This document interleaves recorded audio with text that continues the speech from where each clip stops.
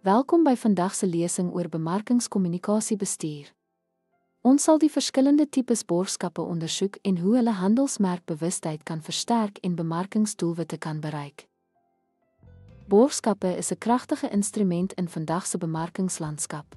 Hulle help om verhoudings te bou en strategiese doelwitte te bereik, maar om deur die opsies te navigeer kan moeilik wees. Daar is 4 primêre kategorieë van borgskappe: finansiële, in natura, media en promosie vennootskappe. Elkeen bied unieke voordele en oorwegings. Finansiële borgskappe behels direkte kontantbydraes om geleenthede of oorsake te ondersteun. In ruil daarvoor ontvang borge voordele soos logoplasing en handelsmerkgeleenthede. Borgskappe in natura behels die verskaffing van produkte, dienste of kundigheid in plaas van kontant. Dit is waardevol vir geleenthede wat spesifieke hulpbronne benodig, soos drankies vir 'n marathon. Media-borgskappe behels die aankoop van advertensieruimte of ligtyd op platforms wat met die geborgde geleentheid geassosieer word. Dit bied getekende bereik aan spesifieke gehore.